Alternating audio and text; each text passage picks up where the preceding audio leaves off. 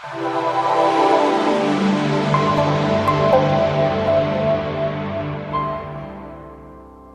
got Mark Hunter here, and we're talking about Mark's latest book, High Profit Prospecting.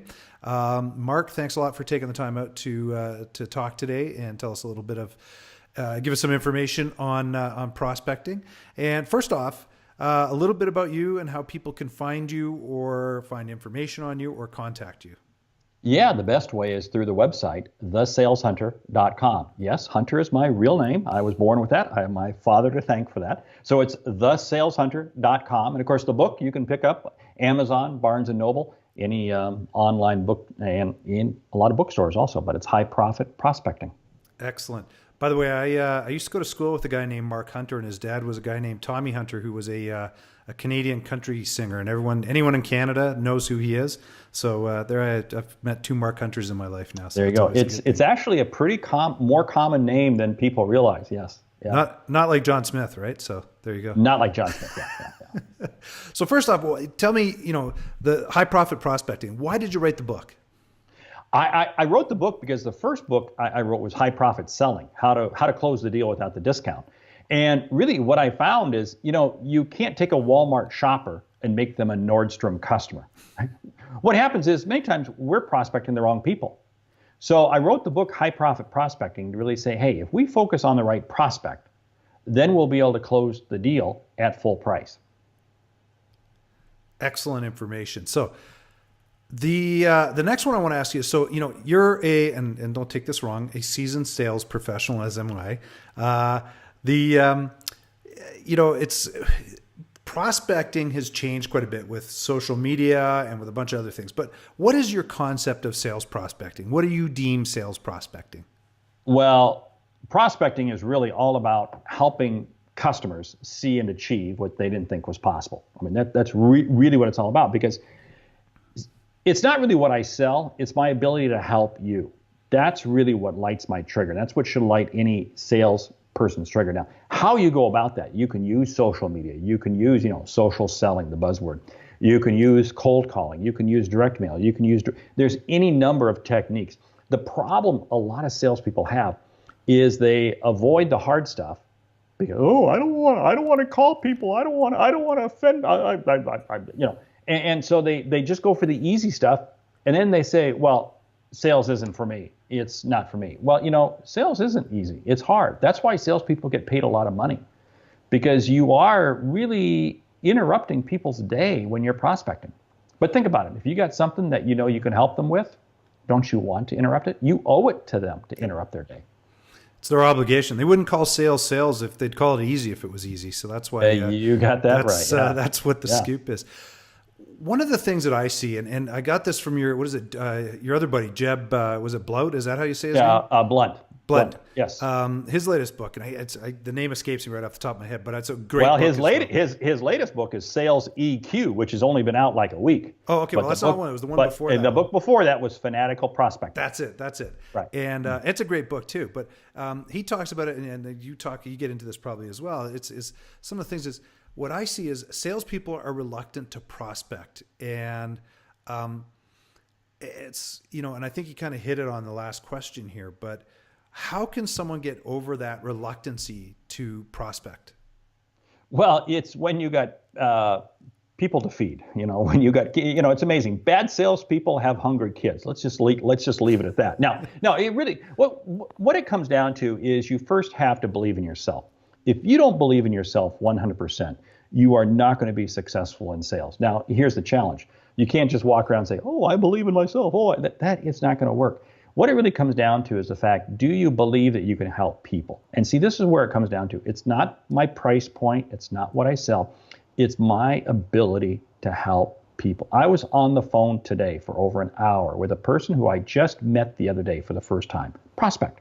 Mm-hmm. Yet we had over a 1-hour conversation. Why? Because in my first conversation with him, we uncovered a problem, a challenge. We said, let's get time back on the phone to talk about it. And we did. And it wasn't me selling. It was me helping him. Mm-hmm. Now, part of the helping is, hey, here's how I can help you more. Yes, it's going to require an investment. Yes, it's going to require, but think about that. That's just an extension of allowing me to be able to help you better. Excellent. Great information. One of the things you go into in the book, you talk about phone calling and a whole bunch of different things. It's interesting because there's so many stats out there about how many times you have to follow up with somebody. But I'm going to ask you, how many telephone messages can a prospect leave, or should a prospect leave? I've got my own answer, but I want to hear your answer on that. You got your own answer. Well, I'll tell you what. You know what? Every morning we see the best advice we can ever find with regards to prospecting. That's when we're in the shower and we pick up that bottle of shampoo and there's a little word on the bottom. It says repeat, repeat, repeat. That's the best advice we can have. Yep. I firmly believe, the actual number of calls that you do and so forth is going to vary on your industry. I go through it in the chapter in terms of whether or not what you're selling is a consumable, is it a CapEx item, et cetera, et cetera. But I will go 5 or 6 times easy in the course of a month. Now, oh, by the way, it's not, hey, did you get my message? Hey, did you get? No, every message has to be different. And oh, by the way, it's not about how I'm trying to sell you. It's I've got something of interest for you. I've got information critical to you. Mm-hmm. Each message has to be different, and I can do 6, 7, 8 messages in the course of 5, 6, 8 weeks. Now, again, it's going to depend on industry. Some industries I might call almost every other day. Some I might only call once every 3 weeks. Again, it depends. But I'm not going to give up after 1 or 2 because why even? Don't start what you can't finish. Mm-hmm. This is the biggest mistake salespeople make.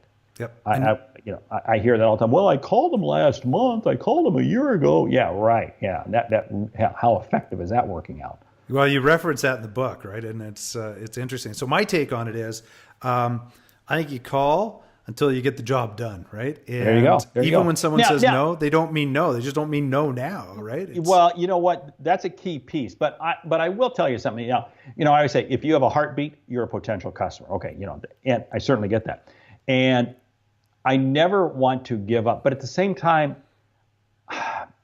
if it's a dead horse, it's a dead horse. Mm-hmm. You can't ride a dead horse. Yep. So what I'll do is I'll put you into my calling funnel now. And I'm going to hit you pretty good for maybe a course of 6 weeks or so. But then I'm going to pull you out. And I'm going to go to somebody else, maybe for 12 weeks, 18 weeks. Then I'm going to come back and do you again. In other words, I do this. It's my flea dip immersion. Yep. You got to put the dog in the flea dip every couple months. That's kind of a bad analogy, but hey, what the heck, right? It is what it is. And I've had so many times afterwards where people say, well, I'm glad you kept at it because I actually need what you have and what you're talking about, right? So it's just you haven't been able to scratch your itch until that point, right? And there's what it is. So one of the things, you went through several different things in the book I thought was excellent, but what is a good way to get a prospect to call you back?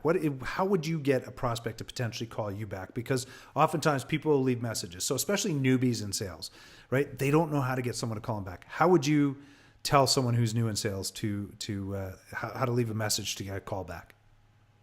I have your children. No, I'm sorry. Okay. Now, here's the whole thing. I am not about trying to think that I'm going to convince you to call me back, because I'm not. My message I'm going to leave you is really more like a billboard along the side of the highway. Now, I want to have you call back. I want, just like the billboard that you see driving down the interstate that says there's a McDonald's up ahead a mile or two. That billboard wants you to stop at every McDonald's, but you're just not going to. So what I'm going to do is I'm going to craft a message that says, hey, I got new information regarding this, or I've got an update on this. And what I do is I really love to go around industry information. Just saw this new information regarding this regulation or this industry. Give me a buzz back and let's talk. That to me is a great message, because it's not about me selling. I'm offering you something of value. Now, again, will you call me back? You might. You probably aren't, because, again, you weren't expecting a call from me. I get that. But then I'm going to leave you another message. And, oh, by the way, the next one's going to be different. I might leave you an email. That one's going to be different. And I'm never going to say, oh, did you get my last email? Oh, man. Oh, please. The worst one. I'm sorry. Just checking in. Yeah. Just checking in. No, you're just checking out. Yeah. Or the other, second to the worst voicemail is, I'll send you an email on this. Well, if you're sending me an email, why are you telling me you're going to send me an email? Just shut up and send me the email, okay? I'm sorry. I'll get off that soapbox. That's the way. I mean, I get it. I totally get that, right?